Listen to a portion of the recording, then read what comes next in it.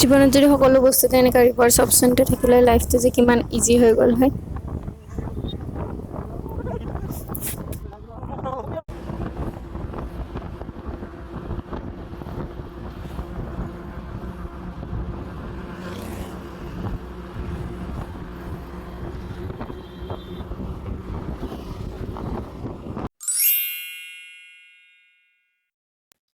Hello' guys, welcome to my YouTube channel.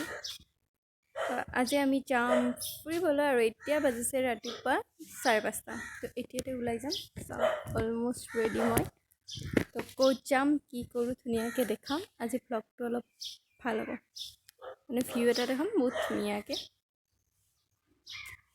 View নহয়, just normally য'ত যাওঁ ধুনীয়াকৈ দেখাম। তো ভিডিঅ'টো স্কিপ নকৰাকৈ ধুনীয়াকৈ চাই থাকিব। আমি খাই লৈ ওলাওঁতে পূৰা 6:30 মান হৈ গ'ল। এণ্ড এতিয়া এয়া দেখিছে চানমাৰি। অলমষ্ট মানুহ ওলাল। মই ভাবিছিলোঁ যে ৰাতিপুৱাৰ পৰা ভ্লগটো ষ্টাৰ্ট কৰিম ধুনীয়াকৈ এইবিলাক মৰ্ণিং ৱাক কৰা গোটেই গুৱাহাটীখন কেনেকুৱা ধুনীয়াকৈ দেখুৱাম মৰ্ণিঙৰ টাইমটো, বাট দেৰি হৈ গ'ল। 6:30 অলৰেডি হৈ গ'ল আৰু মানুহবিলাক অলমষ্ট কামে ওলাই গ'ল। চ' নোৱাৰিলোঁ দেখাবলৈ, বাট গোটেই দিনটো এটা ধুনীয়াকৈ শ্বেয়াৰ কৰিম বুলি ভাবিছোঁ। স্কিপ নকৰাকৈ চাই থাকিব।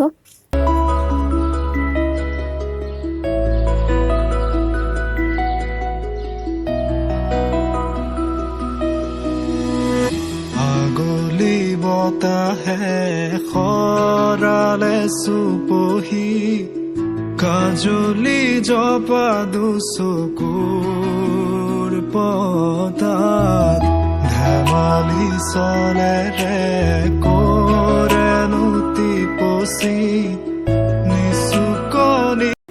এতিয়া পালোঁ আমি জালুকবাৰী। জালুকবাৰী পালোঁ। তো মই গৈ আছোঁ গাঁৱলৈ।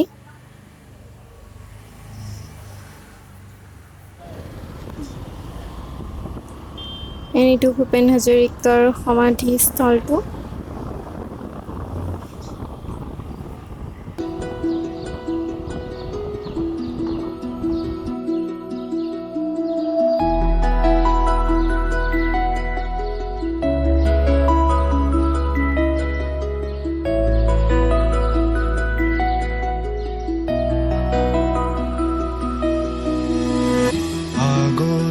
বতাহে খৰালে চুপহি, কাজলি জপা দুচকুৰ পতাত, ধেমালি চলেৰে কৰেনো টিপচি নিচুকনি গীত জুৰি যায়।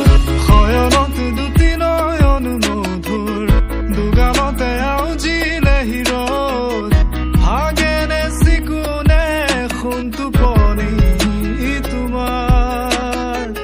মায়াময় উশাহৰ মেয়ানে যাযাবৰী মোৰেনো হেঁপাহত, বুটলি সামৰি তোমাৰেনো কাষৰলে উভতাই আনিলা, জীয়াই তুলিলা মোক, জীয়াই তুলিলা মোক, জীয়াই তুলিলা। গোটেইবোৰ ইমান ধুনীয়া গ্ৰীণ হৈ আছে, দেখিয়ে ভাল লাগি গ'ল। পুৰা পথাৰ আকাশ ইমান ধুনীয়া লাগি আছে ভিউটো।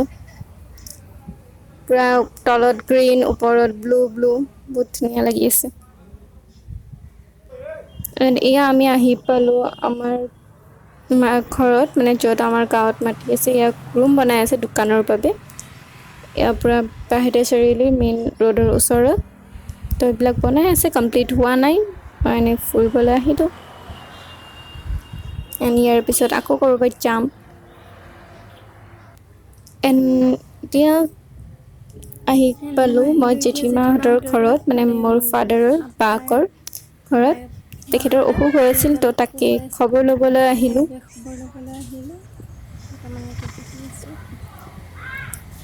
এণ্ড মই আহি কেনে বাহিৰত বহি আছোঁ। সকলো আছে মানুহ, চাহ তাহ বনাবলৈ গৈছে। আৰু মই ৰখিয়ে ফ্ৰণ্টত চাই আছোঁ, ধান মেলি দিয়া আছে। তো সেয়াই এনেই চাই আছোঁ।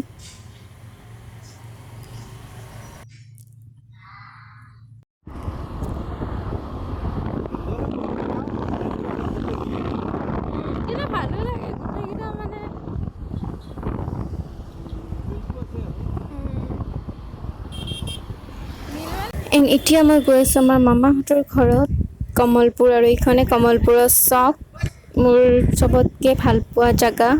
অভিয়াছলি মামাহঁতৰ ঘৰ চবৰে ভাল লাগে, বাট মোৰো বহুত বেছি ভাল লাগে। তো এইখন কমলপুৰৰ চক। এণ্ড মামাহঁতৰ ঘৰৰ পৰা আমি ওলাই কিনে আৰু বেলেগত যাবলৈ ল'লোঁ। আজি গোটেই দিনটো মানে ঘূৰিম বুলিয়ে আহিছোঁ আৰু।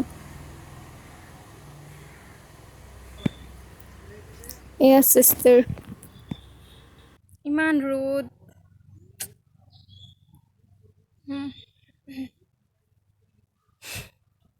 এতিয়া আছোঁ মই মোৰ মাৰ মানে বাৰ তাত, জেঠীমাৰ তাত। এইটো বেলেগ মামাহঁতৰ ঘৰত নহয়, দূৰত আহিছোঁ। আৰু এইটো মামাহঁতৰ চিষ্টাৰকো একেলগত লৈ আহিলোঁ। মামাহঁতৰ ঘৰত বেছি ভিডিঅ' কৰা নহ'ল, বিকজ তাতে বেছি মস্তি কৰিলোঁ। তো বহুত স্পেণ্ড কৰিলোঁ টাইমটো, সেনেকৈ ভিডিঅ' কৰা নহ'ল। এণ্ড আমি এতিয়া চাবলৈ আহিছোঁ জেঠীমাহঁতৰ পিছফালে মানে বাৰীখন। তো এইবিলাক গোটেই লাগি আছে, চব্জি কিবা কিবি আৰু। তো এইবিলাক চাবলৈ আহিলোঁ পিছফালে এনেই। জেঠীমাহঁতৰ তাৰ পৰা এতিয়া জাষ্ট ওলালোঁ, আৰু তাইক থৈ কিনে আমি ডাইৰেক্ট ঘৰত যাম। আকাশখন ইমান ধুনীয়া হৈ আছে, আৰু ক'লাও হৈ আহিছে, চাগে বৰষুণ দিব। তো তাড়াতাড়ি ঘৰ পাব লাগে আৰু।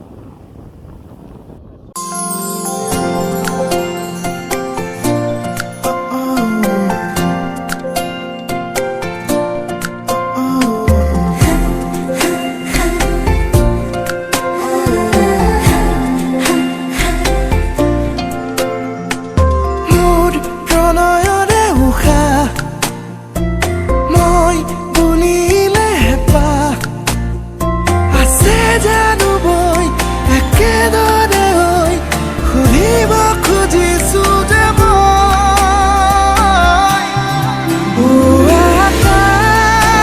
তাইক থৈ আমি আহিলোঁ ওলাই। এণ্ড জীৱনত যদি সকলো বস্তুতে এনেকৈ ৰিভাৰ্ছ অপশ্যন থাকিল হয়, লাইফটো যে কিমান ইজি হ'ল হয়।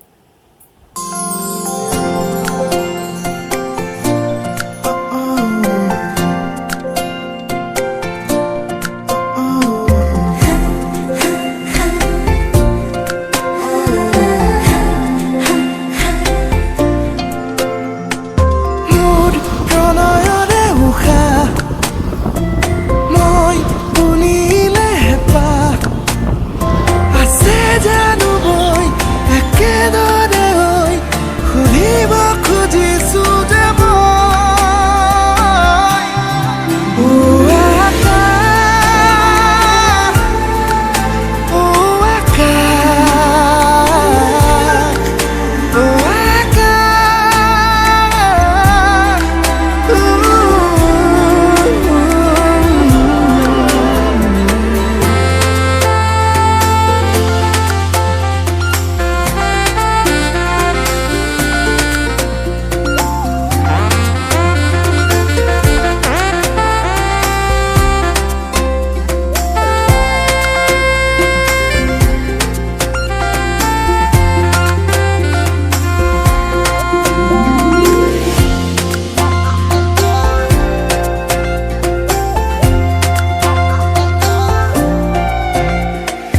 হালধীয়া সোণাৰু হৈ ফুলি ৰোৱা এধানি মন আছুতীয়া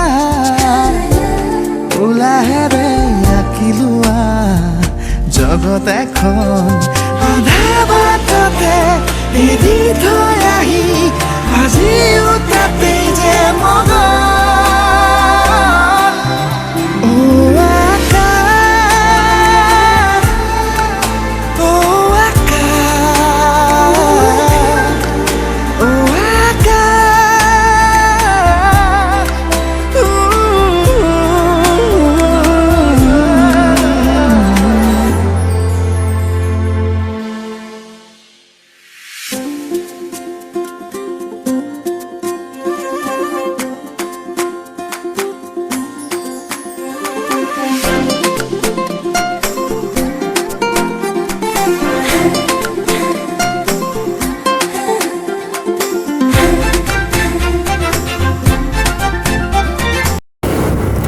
এতিয়া আমি পালোঁ গান্ধী বস্তি, যিহেতু অলপ কাম আছিল সেইকাৰণে ৰখি দিলোঁ।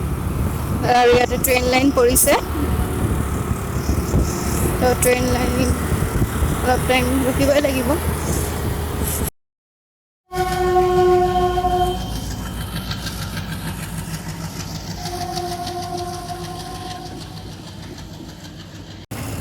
এতিয়া পালোঁ চান্দমাৰি আৰু মই ঘৰ পামেই, তো ভ্লগটো ইয়াতে শেষ কৰোঁ। কেনেকুৱা লাগিছে জনাব। যদি ভ্লগটো ভাল লাগিছে লাইক এণ্ড ছাবস্ক্ৰাইব কৰিবলৈ নাপাহৰিব। Bye bye.